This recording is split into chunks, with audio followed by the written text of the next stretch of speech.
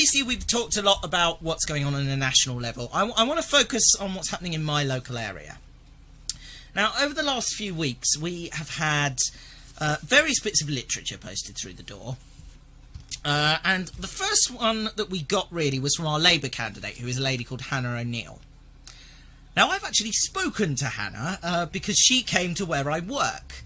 I work in a college, and she came to talk to students and engage with young people. There wasn't really a lot going on, so I grabbed her in a corridor and we had a half an hour long conversation, and she was really nice. Genuinely lovely human being. I really enjoyed our conversation, and I thought to myself, you know what, I want you to be my MP. Party politics aside, this is a woman who I thought should be in Parliament. So we got this through the post, and then about a week and a half ago, I'd say, we got this one through the post, which is from our Conservative candidate, Ian Stewart. Now, Ian Stewart has been our MP for about as long as I can remember, actually, and he's not very good, putting it bluntly. So I thought it would be fun just to have a quick look at both of their leaflets and just compare the two. So as we can see, on the front, well, actually, no. This is what's on the front of both of them. So here we've got our actual candidate. Here we've got the Prime Minister. Hannah O'Neill, we've just got her name, Labour candidate for Milton Keynes South. And Theresa May, strong, stable leadership in the national interest. Yes. Okay. Let's open them up and have a look. Ian is on the back, so they have remembered he's a thing. So if we open these up, let's look at the Conservative one first. We've got, if I hold that up, sort of there, we've got a little bit of blurb there about what Ian Stewart's been up to. And then over here we've got some blurb from the Right Honourable Theresa May, Prime Minister. And it's all stuff about making Brexit a success, central to our national interests, strong negotiating hand, get Brexit right and secure economic future, blah, blah, blah. There is a tiny bit of contact information at the bottom there for Ian. I wouldn't bother, because I have bothered, and he just toes the party line. He's completely useless. There is a bit about Ian's record. Great honour to serve my home community for the last 7 years. There we go, 7 years, blah, blah, blah. Moved to MK in 1990. Accountancy, well, there you go, he's an accountant. What do you expect? Passionate about our area, blah, blah, blah. Improving transport links, blah, blah, blah. Bright future for the hospital. Strong economy. Strong and stable, strong and stable, strong and stable, blah. Right, get rid of that. Now let's have a look at this one. I will just point out, actually, before we move on to the next one, I will just point out that leaflet talks a lot about strong stability and the safety of the nation. And then this week, they sort of remembered that Ian was actually the candidate locally and not Theresa. So they sent us this. And on the front it says, my priorities for Milton Keynes South. To back Theresa May's strong and stable leadership of our country.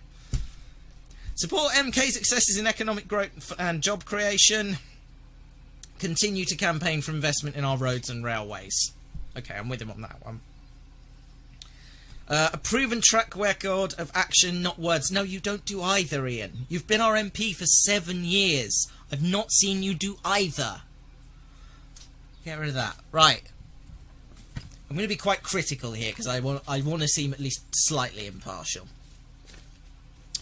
Now, she's written hers in bigger writing, presumably to appeal to the people who, you know, don't want to read all the guff in the Conservative one. Or maybe she just hasn't got a lot to say. I don't know. On the 8th of June, people in Milton Keynes can choose between a Labour MP standing up for the many or the Conservatives who look after the privileged few. I will fight for the funding Milton Keynes needs, protect our public services, tackle the housing crisis, and stand up for Milton Keynes on Brexit. A vote for Labour on the 8th of June is a vote for Milton Keynes that were blah, blah, blah, please vote Labour. One thing I have noticed about this leaflet, I've read it through, it talks about current Conservative MP voted to cut taxes for the richest and most privileged few, public services at breaking point, Conservatives won't fix the housing crisis, why I'm backing Hannah O'Neill, and then there is testimonials from actual human beings, I assume. They might not be, might all be a stitch up, but, you know, they look real enough. Hannah will fight to ensure that as we leave the EU, we get a deal that protects jobs and our rights. I'm voting Labour because I want to be able to afford a place I can call home. Hannah is a strong local voice for Milton Keynes. She will fight for a Milton Keynes that works for everyone. My pledge is fight for Milton Keynes to have funding and provide services, affordable homes, blah blah blah, good school places for every child, blah blah blah, fight cuts to NHS, blah blah blah, make sure we get the right deal that's secure, oh blah blah, EU, Brexit, blah blah blah. Two things that strike me about this leaflet. Number one, there is a whole page dedicated to getting in touch with Hannah and about they want to hear from us and what we want Labour to do for us. I'm okay with that. I'm okay. That makes me think that this is someone and a party that actually cares about me. So, that's got me on off the bat. The next thing, and this was a big deal for me because it was noticeable by its absence. Jeremy Corbyn is not mentioned in this leaflet. He does not appear in here once. Hang on.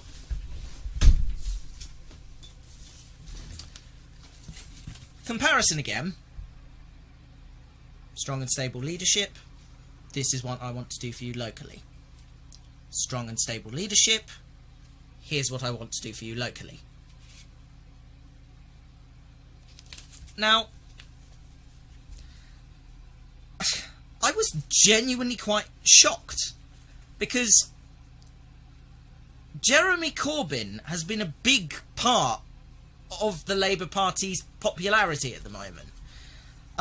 More people joining the Labour Party than has been historically for many years.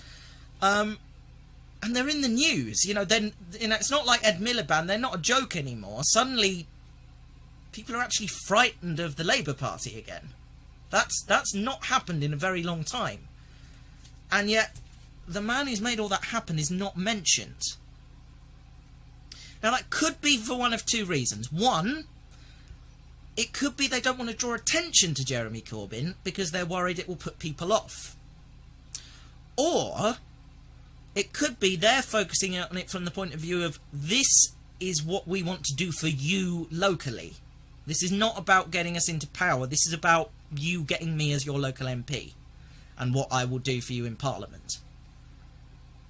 Now, I hope that it's the latter.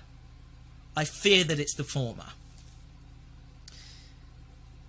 As for the other parties, none of them bothered. We had a newsletter from the Lib Dems, who are our local councillors, and there was a paragraph in there about their candidate, and nothing else. UKIP didn't bother, the Greens didn't bother. This is all we got. That's it. I was heavily unimpressed, put it that way. But yeah, that's just my thoughts on the local campaigning there.